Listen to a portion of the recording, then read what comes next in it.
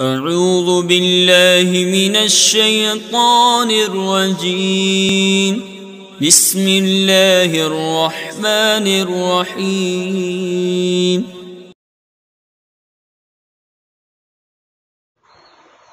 بسم اللہ الرحمن الرحیم۔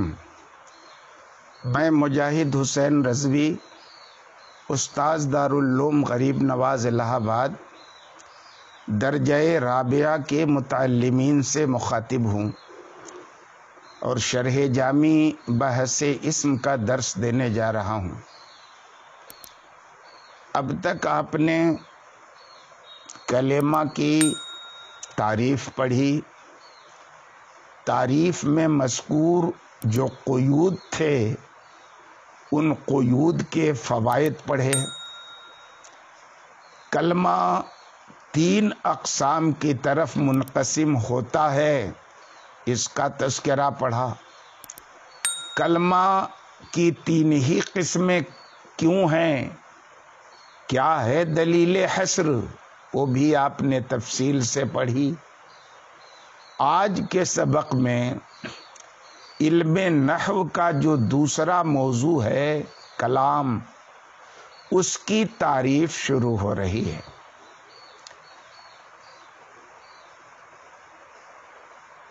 عبارت جو آج کی ہے الکلام، یہ متن کی عبارت ہے۔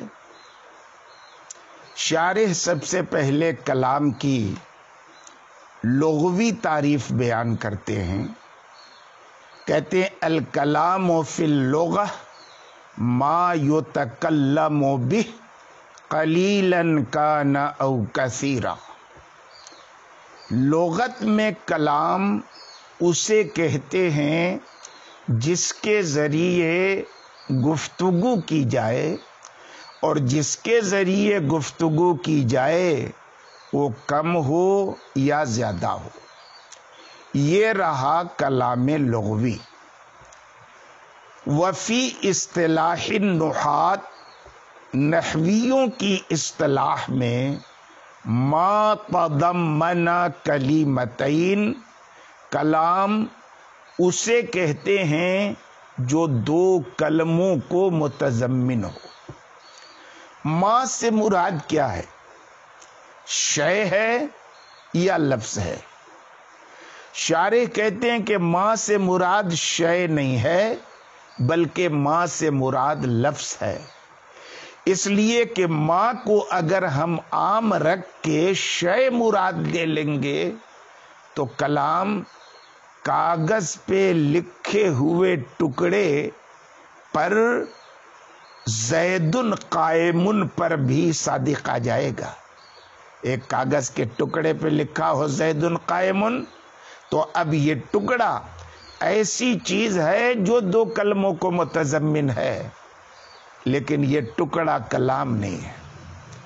اس لیے ما سے مراد عام نہیں ہے بلکہ ما سے مراد لفظ ہے، اور جب ما سے مراد لفظ ہے تو کاغذ کا ٹکڑا بھلے 2 کلموں پر مشتمل ہے لیکن وہ کلام نہیں ہو سکتا کیونکہ وہ لفظ نہیں ہے۔ تو کہا لفظ تضمن کلمتین۔ اب ایک سوال پیدا ہوتا ہے کہ آپ نے کلام کی تعریف یہ کی کہ کلام وہ لفظ ہے جو 2 کلموں کو متضمن ہو۔ ہم دیکھتے ہیں کہ بعض کلام ایسا بھی ہوتا ہے جس میں ایک ہی کلمہ ہوتا ہے لیکن اس کے باوجود وہ کلام ہوتا ہے۔ مثلا اضرب، ایک ہی کلمہ ہے، 2 کلموں پہ یہ مشتمل نہیں ہے لیکن پھر بھی کلام ہے۔ کیوں؟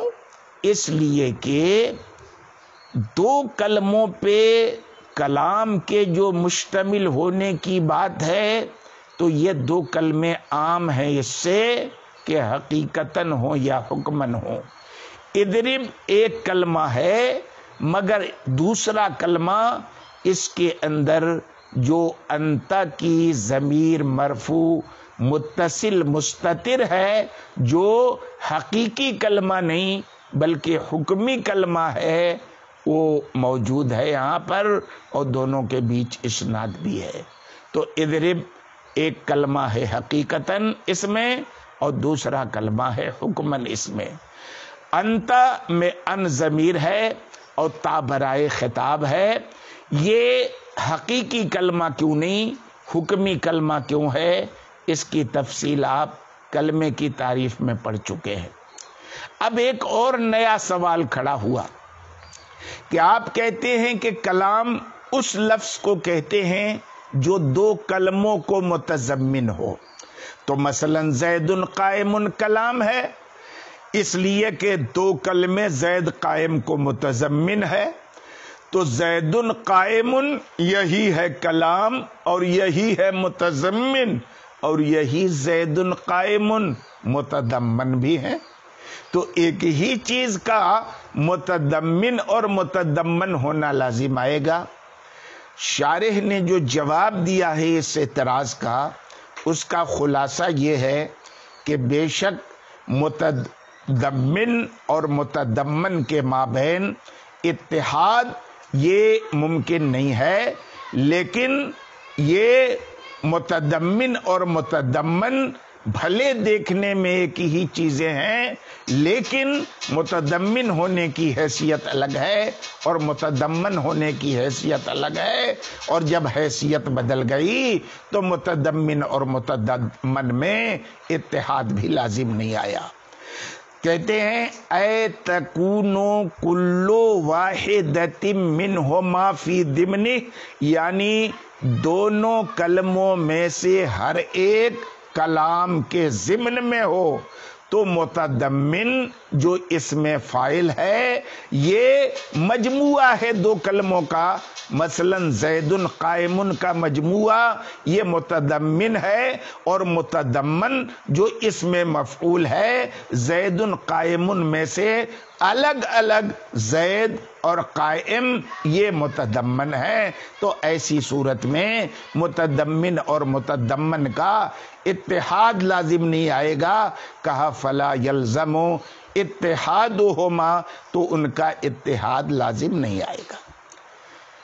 اس کے آگے کہتے ہیں بالاسناد، شارح اس کی شرح میں کہتے ہیں اے تضمنا حاصلا بسبب اسناد احدى الکلمتین الی الاخری۔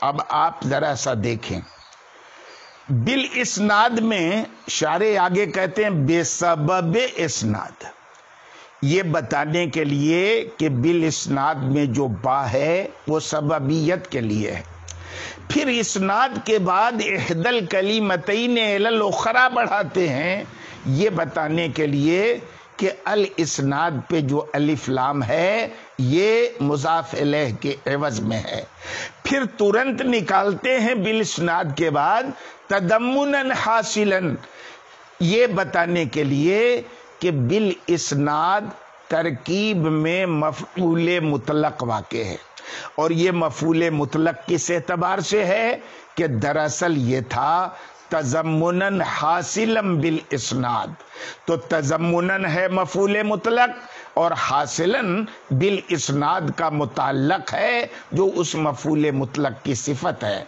تو کیا گیا، حاصلا کا جو موصوف تھا تضمنا مفعول مطلق، اس کو حذف کر کے حاصلا کو اس کے قائم مقام کر دیا گیا، اور حاصلا جو بالاسناد میں با کا متعلق تھا اس متعلق کو بھی حذف کر کے خود متعلق کو اس کے قائم مقام کر دیا گیا۔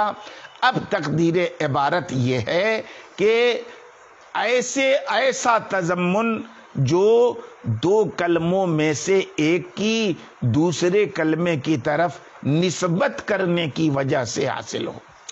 اب ایک سوال پیدا ہوا کہ اسناد ہے کیا چیز؟ اس کی تعریف شارح کرتے ہیں کہ والاسناد نسبت احدى الکلمتین حقیقتا او حکما الی الاخری، اسناد حقیقتاً یا حکماً دو کلموں میں سے ایک کی دوسرے کی طرف نسبت کرنا بے حیثو یوں نسبت کرنا کہ تفید المخاطبہ فائدتاً تامہ، مخاطب کو فائدہ تامہ حاصل ہو جائے۔ فائدہ تامہ حاصل ہونے کا یہ مطلب سمجھیے گا کہ آپ کو پوری کہانی معلوم ہو جائے۔ فائدہ تامہ حاصل ہونے کا فقط اتنا مطلب ہوتا ہے کہ مسند الیہ دونوں موجود ہوں، اس سے کوئی خبر معلوم ہو جائے اور اس سے کوئی طلب معلوم ہو جائے، اور یہ تبھی ہوتا ہے جب کلام میں مسند الیہ دونوں موجود ہو۔ یہ مطلب ہے مخاطب کو فائدہ تامہ کے افادہ کرنے کا۔ یہ مطلب نہیں کہ پوری کہانی ختم ہو جائے۔ مثلا کہے کہانی کہنے والا کہ ایک راجا تھا ایک رانی تھی، یہاں پر دو کلام ہوا، لیکن مخاطب کو کوئی فائدہ حاصل نہیں ہوا کیونکہ کہانی تو معلوم ہوئی نہیں۔ تو یہ مطلب نہیں، ایک راجا تھا یہ ایک کلام ہے، مسند الیہ دونوں موجود ہے، ایک رانی تھی یہ بھی ایک کلام ہے، مخاطب کو فائدہ تامہ مل رہا ہے، ایک خبر معلوم ہو رہی ہے، یہ بھی کلام ہے۔ تو اب ماتن کا قول، یہ ماں جو کلام کی تعریف میں ماں لفظ ہے اور اس کی تعبیر لفظن سے کی گئی ہے، یہ یتناول المحملات لفظ سے کہا تو ظاہر ہے لفظ عام ہے، محملات پر بھی لفظ مشتمل ہے، مفردات پر بھی لفظ مشتمل ہے، مرکبات کلامیہ پر بھی مشتمل ہے، مرکبات غیر کلامیہ پر بھی مشتمل ہے۔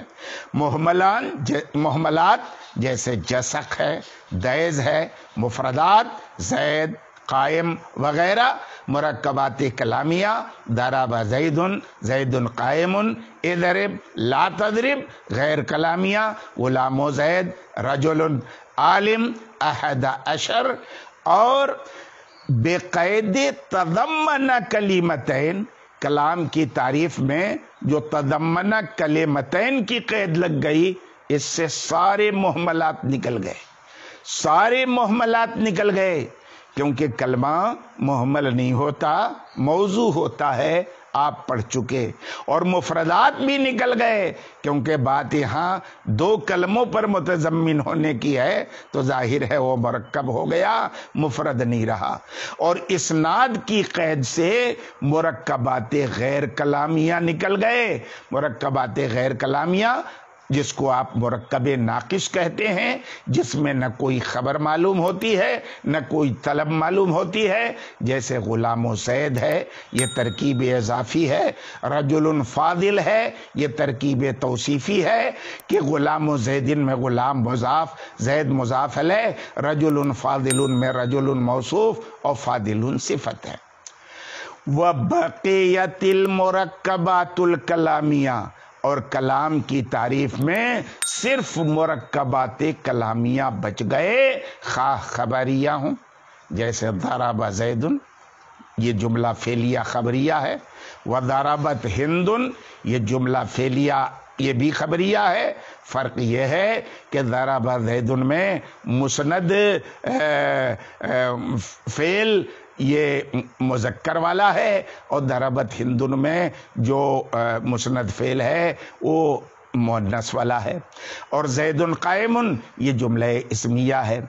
اور انشائیہ مثلا اضرب اور لا تضرب، کیونکہ ان میں سے ہر ایک دو کلموں کو متضمن ہے۔ نمبر ایک ملفوظ ہے، یہ بھی ایک اعتراض کا جواب ہے کہ، اور اس کا ذکر ہم پہلے کر چکے ہیں کہ اضرب ولا تضرب یہ جو ہے یہ دو کلموں پر مشتمل نہیں ہے، اور کلام کی مثال میں آپ اس کا ذکر کر رہے ہیں، کہتے ہیں کہ دیکھنے میں نہیں ہے نا، ان دونوں میں سے ہر ایک دو کلموں کو متضمن ہے، ایک ملفوظ ہے اور دوسرا منوی ہے، اور ان دونوں کے بیچ ایسی اسناد ہے جو مخاطب کو فائدہ تامہ دے رہی ہے کہ اضرب میں بھی ضرب کی طلب ہے اور لا تضرب میں بھی ترک ضرب کی طلب ہے اور دونوں مسند مسند علیہ پر مشتمل ہے۔ اور جبکہ کلمتان عام تھے کہ حقیقتاً دو کلمے ہوں یا حکماً دو کلمے ہوں، تو تعریف میں زید ابو ہو قائم اور قامہ ابو ہو اور قائم ابو ہو یہ سب شامل ہو گئے، کیونکہ ان تینوں جملوں میں خبر اگرچہ مرکب ہے، ایک کلمہ نہیں کئی کلمے ہیں، لیکن وہ کلمہ مفردہ کے حکم میں ہے، یعنی قائم الاب کے حکم میں ہے۔ زید ابو ہو قائم کا معنی بھی زید قائم الاب، زید قام ابو ہو کا معنی بھی زید قائم الاب، زید قائم ابو ہو کا معنی بھی زید قائم الاب۔ زید ابو ہو قائم میں خبر جو ہے یہ جملہ اسمیہ ہے، زید قام ابو ہو میں خبر جو ہے یہ جملہ فعلیہ ہے، اور زید قائم ابو ہو میں خبر جو ہے جملہ نہیں ہے بلکہ شبہ جملہ ہے۔ اور نیز اس میں جسق محمل و دیز مقلوب و زیدن بھی شامل ہو گیا کلام میں، حالانکہ بظاہر کلام نہیں ہونا چاہیے، کیونکہ جسق یہ کلمہ نہیں ہے بلکہ یہ محمل لفظ ہے، اور محمل کلمہ نہیں ہوتا، موضوع کلمہ ہوتا ہے۔ اسی طرح سے دیز جو زید کا الٹا ہے یہ بھی محمل لفظ ہے اور محمل کلمہ نہیں ہوتا، موضوع کلمہ ہوتا ہے، مگر یہاں جسق محمل کلام ہے، اس کے باوجود کہ دو کلموں پر مشتمل نہیں ہے، اور دیز مقلوب و زیدین یہ بھی کلام ہے، اس کے باوجود کہ دو کلموں پر مشتمل نہیں ہے۔ کہتے ہیں ما ان المسند الیہ فیہما محمل لیس بکلمۃ، یہ دونوں کلام ہیں، حالانکہ مسند الیہ ان میں محمل ہے، کلمہ نہیں ہے۔ کیوں یہ کلام ہے؟ کیونکہ جسق دیکھنے میں محمل ہے لیکن یہ حاضل لفظ کے حکم میں ہے، اور دیزن دیکھنے میں محمل ہے لیکن حاضل لفظ کے حکم میں ہے۔ تو اب تقدیر کیا عبارت کیا ہوگی؟ حاضل لفظ جسق محمل، حاضل لفظ دیز زید مقلوب و زیدن، حاضل لفظ دیز مقلوب و زیدن۔ بات ختم ہو گئی۔ علم، اب یہاں سے ایک فائدے کا ذکر کر رہے ہیں کہ مصنف کا کلام ظاہر ہے اس سلسلے میں کہ ضربت زیدن قائمن جیسے جملے پورے کے پورے کلام ہیں، بخلاف صاحب مفصل کے کلام کے کہ انہوں نے کہا ہے الکلام هو المرکب من کلمتین اسندت احداہما الی الاخری، کہ کلام وہ ہے جو دو ہی کلموں سے مرکب ہو، جس میں سے ایک مسند ہو اور دوسرا مسند الیہ ہو۔ تو اب یہاں سے شارح نے یہ بتایا ہے کہ کلام میں کتنے الفاظ ہوں اس کی کوئی گنتی تو ہے نہیں، لیکن کیا کلام میں مسند الیہ مسند ہی صرف کلام ہوتے ہیں اور اس کے متعلقات مسند یہ کلام سے باہر ہوتے ہیں، یا سب کا مجموعہ کلام ہوتا ہے؟ کہتے ہیں کہ مصنف کے کلام سے لگتا ہے کہ مجموعہ کلام ہوتا ہے۔ کیسے لگتا ہے بھائی؟ کہتے ایسے لگتا ہے کہ انہوں نے کلام کو دو کلموں میں محصور نہیں کیا ہے، دو کلمے بھی ہو سکتے ہیں، زائد بھی ہو سکتے ہیں، تو مجموعہ کلام ہے۔ لیکن صاحب مفصل نے الکلام یہ مبتدا بنایا، المرکب خبر، بیچ میں ضمیر فصل، یہ حصر پر دلالت کرتا ہے۔ اس کا مطلب یہ ہے کہ کلام ان کے نزدیک دو ہی کلمے ہیں، اور وہ دو کلمے کون ہیں؟ جن میں سے ایک مسند ہو دوسری کی طرف، یعنی دوسرا مسند، ایک مسند ہو دوسرا مسند الیہ ہو۔ تو اب ظاہر ہے ضربت زیدن قائمن میں یہ زیدن قائمن یہ کلام سے باہر رہیں گے، متعلقات صاحب مفصل کے نزدیک اور مصنف کے نزدیک پورا مجموعہ کلام ہوگا، خالی ضرب تو کلام نہیں ہوگا۔ کہتے فَإِنَّهُ صَرِيحٌ، کیونکہ یہ صریح ہے، یعنی صاحب مفصل نے جو تعریف کی کلام کی، اس کے حساب سے جو حصر پیدا کر دیا انہوں نے خبر کو معرفہ لا کے اور ضمیر فصل لا کے، یہ صریح ہے اس سلسلے میں کہ کلام صرف ضرب تو ہے، اور متعلقات مثلا زیدن جو مفعول بہی ہے اور قائمن جو حال ہے، یہ سب کلام سے خارج ہے۔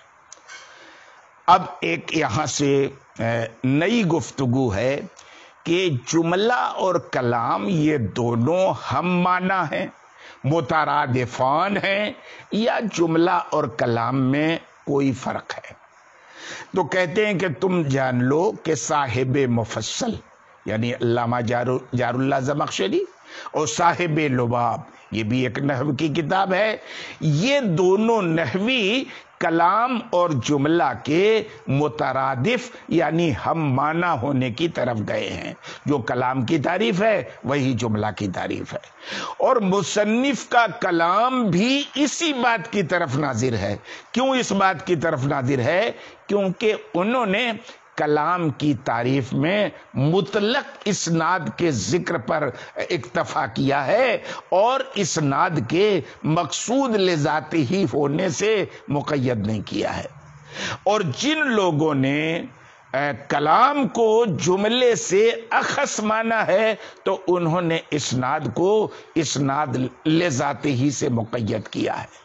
تو اب اس وقت یعنی جن لوگوں نے اسناد کو مقصود لذاتی ہی سے مقید کیا ہے، تو اب جملہ صادق آئے گا ان جملوں پر جو خبریہ ہوں، اور یہ جملہ خبریہ اخبار واقع ہوں یا اوصاف واقع ہوں، بخلاف کلام کے کہ کلام کا صدق ان پر نہیں ہوگا۔ کیوں؟ اس لیے کہ جو اسناد مقصود ہے وہ مسند علیہ، اور یہ جملہ مل ملا کے مفرد کی تعویل میں جو مسند ہو رہا ہے اس کے درمیان اسناد مقصود ہے، تو یہی کلام ہوں گے۔ اور خود خبر کے اندر جو اسناد پائی جا رہی ہے چونکہ وہ مقصود نہیں ہے، اس لیے وہ جملہ تو ہوگا اور کلام نہیں ہوگا۔ لیکن بعض حواشی میں یہ ہے کہ صاحب کافیہ نے کلام کی تعریف میں جو اسناد کی قید لگائی ہے، اس اسناد سے مراد اسناد مقصود لذاتی ہی ہے۔ تو اب اگر واقعتاً اسناد سے مراد اسناد مقصود لذاتی ہی ہو تو مصنف کے نزدیک بھی کلام جملے سے اخص ہو جائے گا کہ ہر کلام جملہ تو ہوگا لیکن ہر جملہ کلام نہیں ہوگا۔ بس باقی انشاءاللہ کل کے سبق